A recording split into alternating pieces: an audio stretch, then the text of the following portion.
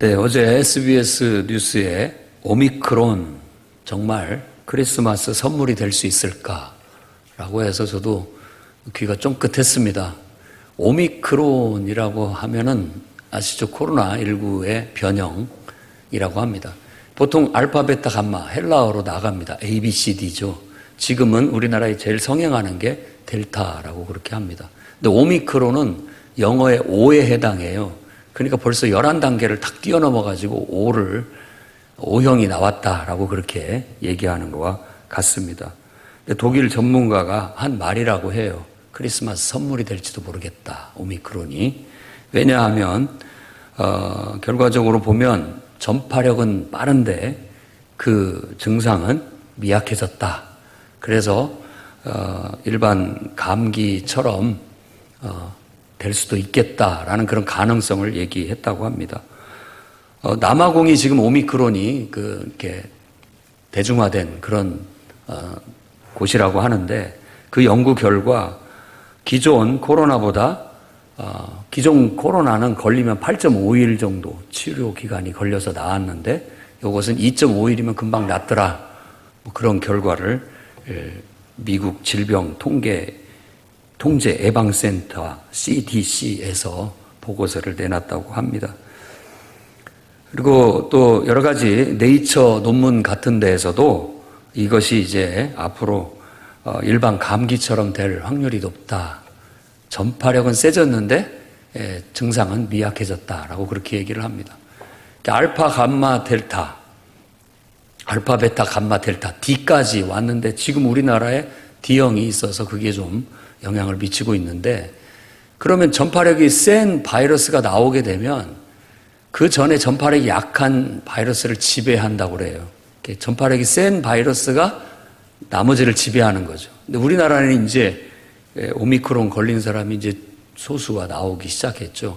그게 보편적으로 퍼지려면 좋은지 안 좋은지는 모르겠습니다만은 한 달 정도 걸린답니다.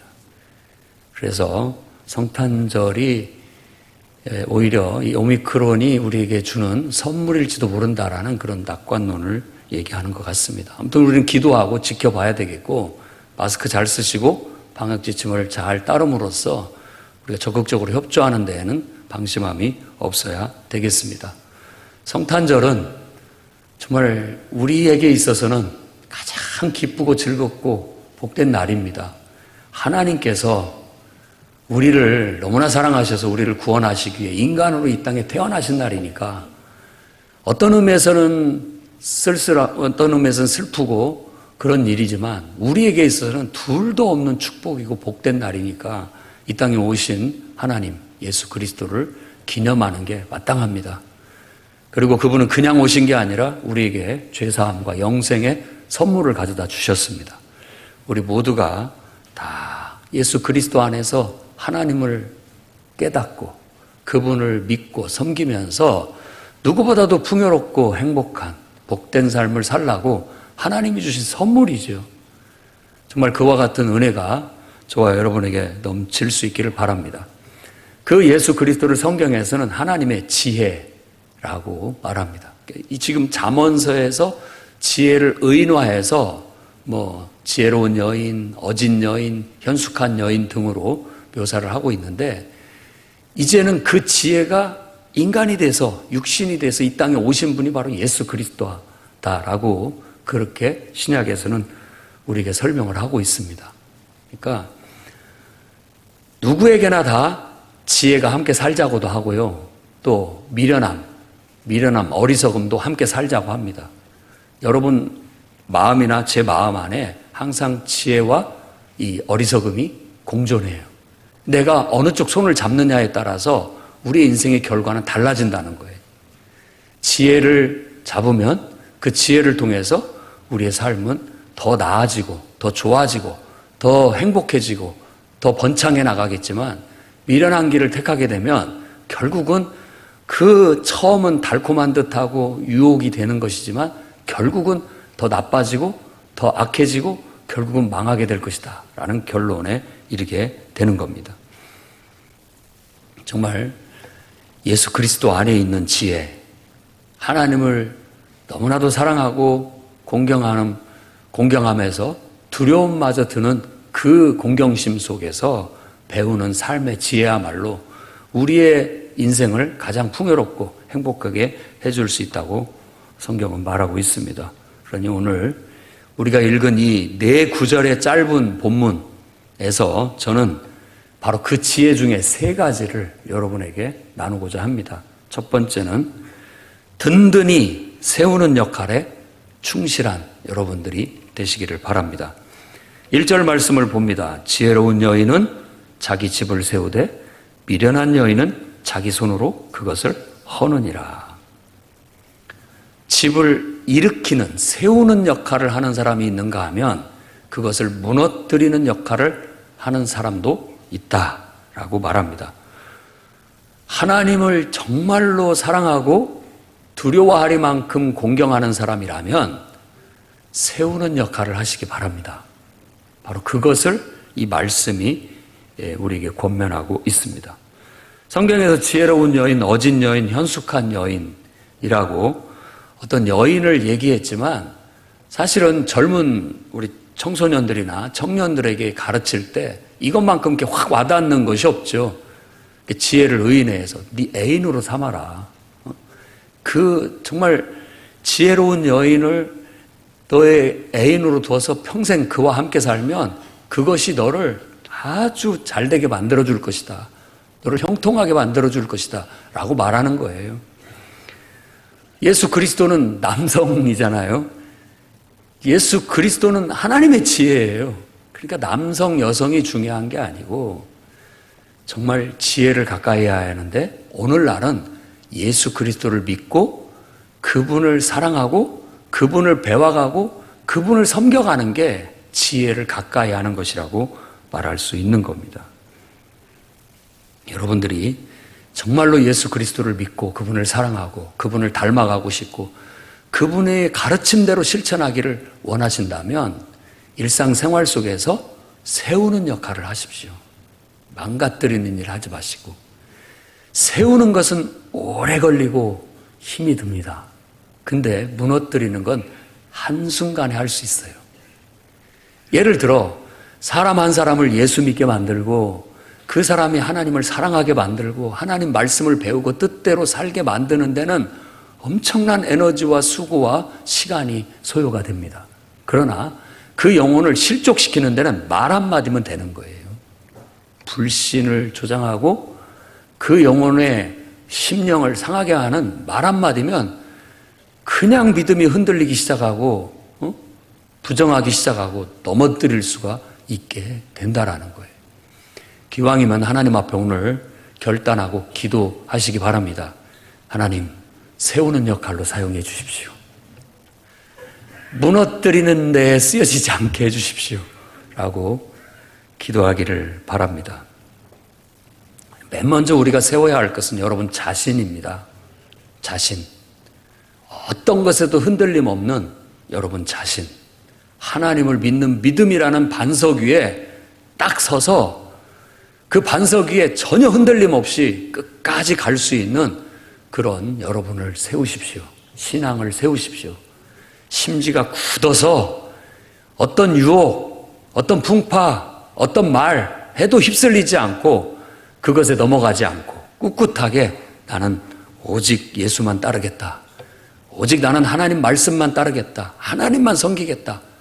사람이 무슨 말을 하든 어떤 상황이 주어지든 나는 흔들리지 않겠다. 여러분 자신을 튼튼하게 아주 세워 나갈 수 있기를 바랍니다. 더 나아가서는 여러분에게 주어진 하나님이 선물로 주신 가정을 튼튼하게 세우는 역할을 하십시오. 이 가정을 세우는 게 얼마나 귀하고 복된 겁니까? 그런데 이 가정을 세우는 데에도 많은 노고와 수고가 필요합니다. 그리고 그 가정이 또 무너지는 것도 보면은 한순간이에요. 한순간입니다. 그러니까 정말 하나님을 사랑하고 그분을 두려워하리만큼 공경하신다면 어떻게든지 세워가는 일을 하십시오. 머릿속이 세워가는데 뜻을 두고 방향을 거기에다 두고 어떻게든지 세우려고 노력을 해줘야 됩니다. 위기가 없는 가정이 어디 있습니까? 또 부부간에 문제가 없는 부부가 어디 있습니까? 자녀들 중에 문제가 없는 자녀가 어디 있습니까? 수도 없는 변수들이 작용하고 엄청난 것들이 우리에게 유혹하고 많은 것들을 무너뜨리려고 합니다. 근데 나도 모르게 한순간에 그것에 타협을 해버리면 무너지는 거죠. 그러나 그것이 사탄의 역사다. 이건 잘못된 생각이다. 이건 지금 나를 유혹하는 것이다 라고 생각하고 단호하게 물리치고 오직 어떻게 하면 똑바로 세워나갈까? 어떻게 하면 부부의 관계가 더 좋아질까? 어떻게 하면 자녀들을 더 바르게 잘 키우고 행복한 가정을 이룰까? 이런 쪽으로 자꾸만 더 방향성을 잡고 세우는 역할, 내가 어떻게 하면 세울 수 있을까 하는 그런 쪽으로 여러분들이 나아가시기를 바랍니다. 그리고 정말 그래서 행복하고 경제적으로나 모든 면에서 자립된 그런 훌륭한 튼튼한 가정을 세우십시오. 더 나아가서는 이제 확대 가정이라고 할 수 있는 교회 공동체도 우리가 관심을 가지고 세워야 할 또 다른 공동체입니다. 교회를 세우는 역할에 동참하십시오. 교회를 세우는 일에. 교회를 창립하는 것도 세우는 것이고 또 세워진 교회의 구성원들 한 사람 한 사람으로서 내가 바른 믿음을 갖는 것도 교회를 세워가는 것이고 또 그들과 함께 협조하고 협력해서 희생하고 봉사하고 섬기는 것도 함께 하는 겁니다. 세워나가는 거예요. 여러분들이 주일날 예배 시간 10분 전에 와서 자리를 해주는 것도 교회를 세워가는, 좋은 풍토를 세워가는 훌륭한 일입니다. 앞장서십시오. 그리고 다음 주부터는 여러분이 앉아있는 지금 좌석에서 한 단계만 앞으로 앉으십시오. 제가 보니까 여러분들이 그 뒷자리가 편안한 것 같아요. 그렇죠. 또 여기는 내 자리야 라는 것이 있을 수 있어요. 어느 자리가 편안한 자리가 있습니다. 근데 대부분의 사람들은 뒷자리를 편하게 생각합니다. 왜냐? 유사시 이렇게 눈치 안 보고 빠져나갈 수 있다는 어떤 그 개방감, 자유로움, 이것이 아마 뒷자리를 선호하게 만드는 것 같습니다. 그러나 여러분, 앞자리에 앉는 것이 교회를 세우는 것이라고 믿으시기 바랍니다. 이 앞에는 물론 봉사하고 섬기는 사람들이 앉아야 된다고 생각하고 또 앞에 앉으면 저 쳐다보느라고 고개가 아플지 모르니까 적어도 중간에서부터는 채워서 앉으셔야 됩니다. 그것도 하나의 좋은 풍토로서 교회 공동체를 세워가는 거예요. 세워가는 겁니다. 모든 면에서 내가 세워가려는 마음을 가지고 교회를 대하다 보면 할 일이 보이게 되고 저렇게 해서 내가 모범을 보이고 실천해야 되겠다라는 그런 생각이 들게 되는 겁니다. 그래서 교회도 우리가 세우는 것이지 원래부터 좋은 교회는 없습니다. 내가 하기에 따라 내가 은혜로우면 좋은 교회가 되는 거고 내가 바르고 성실히 하면 이 교회가 좋은 교회가 되는 거예요. 내가 모범을 보이면 모두가 다 함께 동참하게 될 것이고 따라하게 되면 좋은 교회가 자연스럽게 될 수 있는 것이지요. 그래서 항상 세우는 역할을 하십시오. 세우는 역할. 그래서 구성원들을 서로 보살피고 또 그들이 안전하고 또 서로 화합하고 협력하면서 나아갈 수 있는 그런 쪽의 역할을 하려고 힘을 써주십시오. 만일 어떤 환경적으로 문제가 되는 요소들이 여러분 눈에 보이거든, 교회가 건전하고 또 가정이 건전하고 바르게 세우려면 이런 환경은 바꿔야 돼 라고 여긴다면 여러분들이 앞장서서 먼저 바꾸시기를 바랍니다. 그렇게 하면 우리는 세워가는 역할을 하게 되고 하나님께서 우리를 칭찬하실 겁니다. 바로 우리 마음속의 지혜가 우리한테 그걸 얘기하고 있는 거예요. 그 길을 따르면 더 나아지고 더 좋아지고 더 풍요롭고 더 행복해집니다.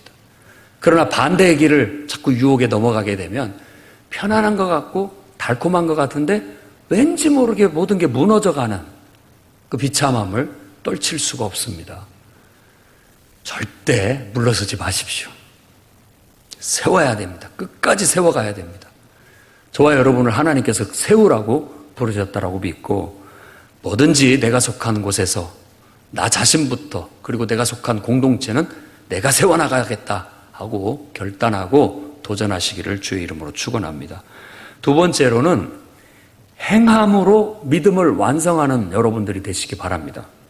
2절 말씀에 정직하게 행하는 자는 여호와를 경외하여도 패역하게 행하는 자는 여호와를 경멸하느니라 라고 말씀합니다.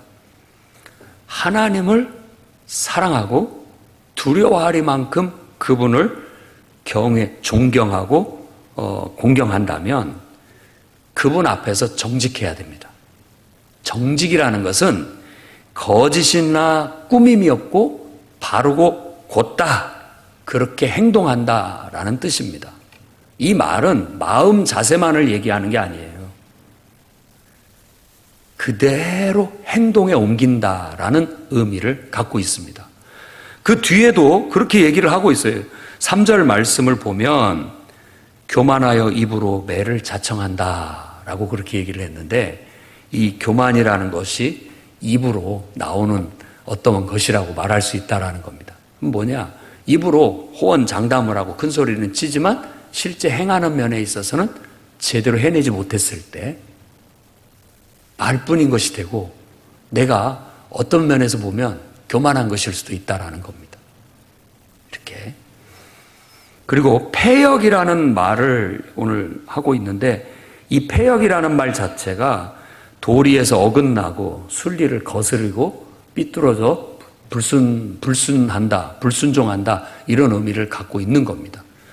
그러니까 정말로 하나님을 무시하고 멸시한다면 당연히 하나님의 말을 업신여기고 하나님 말을 어긋나게 받아들이고 하나님 말에 불신하고 그 말을 따르지 않게 되고 이루지 않게 된다라는 그런 의미를 담고 있는 것이죠. 그래서 우리 성도들은 정말 하나님을 사랑하고 그분을 두려워한 만큼 경외하고 그분을 예배한다면 그것 자체가 단순하고 순수하게 그 말씀 그대로 행동으로 옮기는 데 있다는 걸 기억하시기 바랍니다. 자, 그건 뭐 누구나 다 아는 거 아닙니까, 목사님?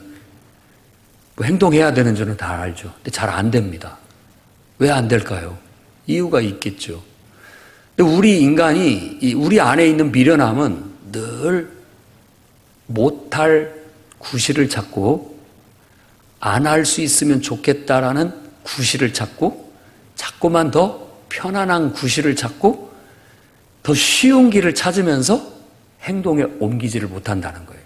근데 이게 우리 안에 있는 미련함이라는 거예요. 근데 그걸 따라가면 좋을 게 하나 없습니다. 인생에서 얻을 것도 없고 성취도 할 수가 없고 더 나아질 수도 없어요. 거꾸로 하셔야 됩니다. 거꾸로. 그건 뭐냐면 안 되는 상황, 안 될 상황이다라고 해도 왜 안 돼? 라고 말하십시오. 방법을 찾아보자라고 말하시라는 거예요. 안 될 상황이고 못할 상황인데 그래도 해보자라고 말하는 게 정직이라고 말할 수 있겠습니다. 정직. 한번 하나님 앞에 약속했고 내 입으로 말했으면 자꾸만 안 할 구실을 찾고 못할 구실을 찾고 피할 구실을 찾고 도망갈 구실을 찾을 것이 아니라 할 수 있는 구실을 찾으란 말입니다. 그게 끝까지 그걸 이뤄낼 수 있는 구실을 찾는 거죠. 사람이 처음 말한 대로 끝까지 고수해서 나가는 게 쉽지 않아요. 그랬으면 다 훌륭한 사람이 됐을 겁니다. 그런데 말을 해놓고 잊어버리거나 말을 해놓고 그걸 좀 어려운 상황이 닥치면 변개하거나 또 말을 해놓고 하다가 좀 안 되면은 금방 포기해버리는 게 우리 미련함입니다. 오늘 단순하고 순수한 지혜를 배우십시오. 어떤 일이 있어도 행동으로 옮긴다. 무슨 일이 있어도 말한 것은 이루어낸다. 그것만 평생 지키고 살아도 여러분은 여러분 자신을 튼튼히 세울 수 있고 여러분의 가정을 세울 수 있고 여러분의 직장을 세울 수 있고 여러분의 사업을 세울 수 있고 여러분의 인생을 세울 수 있게 됩니다. 단순해요. 마음먹은 거, 계획한 건 반드시 이룬다. 행동으로 옮긴다. 못할 상황, 안 될 상황, 어떤 핑계 구실 되지 않는다. 장애물이 있으면 뛰어넘는다. 방해가 있으면 헤쳐나간다. 이런 마음으로 이루는 맛이 있어야지. 만일 그런 정신으로 살아온 사람들이 하나도 없다면 세상은 지금과 같이 세워지지 않았을 겁니다. 어떻게 이 국가가 그런 사람들에 의해서 세워질 수 있었겠습니까? 딱 뜻을 정한 바, 목숨을 걸고 이루어질 때까지 뚫고 나갔던 사람들에 의해서 이 국가가 세워진 겁니다. 그리고 그런 사람들에 의해서 지금 우리의 삶이 이렇게 뭔가 결실로 나타나서 세워져 있는 거예요. 우리도 마찬가지가 돼야 되겠어요. 좀 나약한 마음, 자꾸만 미련함에 빠지려고 하는 우리들의 마음을 확 다잡아가지고 못할 게 뭐가 있어, 하면 된다라는 그런 마음으로 말한 건 난 반드시 이룬다, 계획 세운 거 그건 분명히 해내고 만다, 이런 마음으로 도전하고 실천해 나간다면 여러분들도 뭔가를 이루어내게 될 것이고 뭔가를 성취하게 돼서 보람을 느끼게 될 겁니다. 소원을 성취하는 건 달다, 그렇게 얘기했거든요, 잠언서에. 그게 보람이에요, 보람. 뭔가를 하기로 마음먹은 걸 이루어내니까 기쁜 거예요. 행복하고 만족스럽고, 그리고 자신감도 생겨요. 다른 것도 할 수 있겠다라는. 근데 우리 마음들이 되게 그 편안함과 편리함과 뭔가 좀 이렇게 약한 마음들이 있다 보니까 그게 잘 안 됐던 겁니다. 오늘부로 결별을 하십시오. 나약한 마음, 넌 나를 떠나라. 나는 지혜를 택하기로 했다. 그 지혜는 말한 건 반드시 이룬다 라는 것이다. 그리고 약속한 건 분명하게 지킨다. 하나님 말씀이라고 받아들인 것은 곧바로 행동에 옮긴다. 그래서 뭐 죽이 되든 밥이 되든 뭔가라도 내가 이뤄낸다 라는 그런 지혜를 택하고 나아가시기 바랍니다. 대개 우리가 행하지 못하게 만드는 것은 그런 어떤 핑계거리인데, 가만히 그걸 살펴보면 우리 안에 이게 이 소극적인 태도, 거짓된 마음, 교만함, 그리고 고집스러움과 삐뚤어진 마음입니다. 일단 우리 마음속에 이게 딱 들어오면요, 어떻게 인간이 고집스러운지 안 바뀝니다. 잘 안 되려고 해요. 근데 이걸 떨쳐야 돼요. 이걸 우리는 하나님을 경외하는, 하나님을 사랑하고 그분을 두려워할 만큼 공경하는 그 신앙심으로 극복을 해야만 지혜를 선택할 수 있고 여러분 자신을 다스릴 수 있습니다. 여러분 안에 있는 거짓을 살피고 다스리십시오. 여러분 안에 있는 교만을 살피고 다스리십시오. 여러분 안에 있는 고집스러움을 관리하십시오. 여러분 안에 있는 삐뚤어진 마음을 관리하십시오. 그래야 지혜를 선택할 수 있고 하나님이 원하는 그 생명의 길로 나아갈 수 있게 됩니다. 순수하고 단순한 그런 믿음으로 뜻하고 계획하고 하나님 말씀이라고 여기는 건 곧바로 행동에 옮겨 반드시 이루어내는 그런 삶을 실천하기를 주의 이름으로 축원합니다. 세 번째로는 결실을 위해 수고를 지불하는 것을 아까워하지 마라는 것입니다. 4절 말씀에 소가 없으면 구유는 깨끗하려니와 소의 힘으로 얻는 것이 많다. 옛날 개그 콘서트에서 소는 누가 키우냐고 했던 말이 생각이 납니다. 소는 누가 키우냐고요. 다 좋은 것만 하고 다 어떤 보상만 받으려고 하지 정작 소는 누가 키우냐 이 말입니다. 어떤 일맥상통하는 바라고 볼 수 있습니다. 소를 키우지 않으면 구유는 깨끗하죠. 왜냐? 소를 키우려면은 신경을 써야 되고 구유도 청소해줘야 되고 먹을 것도 늘 여물도 해줘야 되고 아침부터 저녁까지 수고를 하지 않으면 안 돼요. 내 몸 하나 건사하기도 힘든데 소는 누가 키웁니까? 그래도 수고를 해야 돼요. 왜? 그 소가 우리에게 가져다 줄 결실이 많기 때문에 관리를 해야 되는 겁니다. 이 4절의 잠언은 고생하기는 싫어하면서 얻는 것만을 좋아하는 우리들의 미련함을 잘 말해주고 있는 거라고 볼 수 있습니다. 다 좋은 쪽을 택하고 싶죠. 다 가만히 있어도 알아서 다 해주면 좋겠고, 그냥 편안하게, 편안한 입장에서 편안한 역할만 나는 했으면 좋겠죠. 그러나 소는 누가 키웁니까? 정작 그 소가 없다면 그 수고, 그 봉사, 그 섬김, 그 희생이 없다면 아무것도 이루어지지 않을 텐데요. 또 우리 마음속에 고생은 안 하고 뭔가는 얻고 싶어 하는 그 미련함이 있다는 거예요. 오늘 그것과 결별을 선언하셔야 됩니다. 그리고 나는 지혜를 택하겠다. No pain, no gain. 고생 없이는 얻는 것도 없다. 수고함 없이 얻는 것은 나는 거부하겠다. 라는 그런 마음을 갖고 여러분들이 나아가시기를 바랍니다. 다윗 왕도 아라우나의 다장마당에서 그가 지금과 같이 전염병이 창궐해서 수많은 사람들이 자기 앞에서 자기 백성들이 죽어 나갈 때 천사의 음성을 들었습니다. 아라우나의 다장마당에 가서 희생번제를 드리면 이 재앙이 끝날 것이다. 미친 사람처럼 그 길을 발벗고 뛰어갔습니다. 가가지고 아라우나를 만나 내가 여기서 하나님 앞에 희생번제 예배를 드려야 되겠다. 그러니 아라우나는 하는 말이 왕이시여 이 모든 건 다 왕의 것입니다. 마음껏 쓰십시오 라고 말합니다.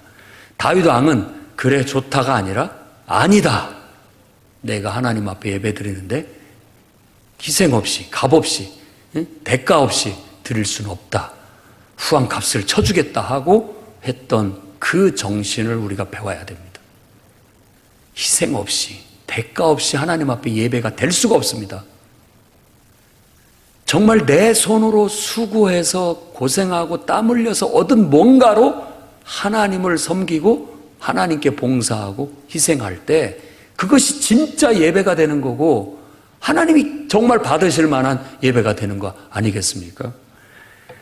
야곱은 사랑하는 여인 라헬을 얻기 위해서 14년간을 봉사했습니다. 희생하고 수고했죠.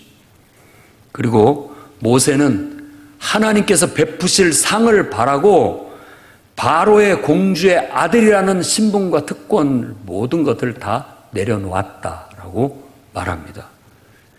우리 예수 그리스도 주님의 제자들은 하나도 빠짐없이 장차 나타날 하나님 나라의 영광을 위해 고난의 길을 스스로가 선택하고 그 고난을 지불했습니다.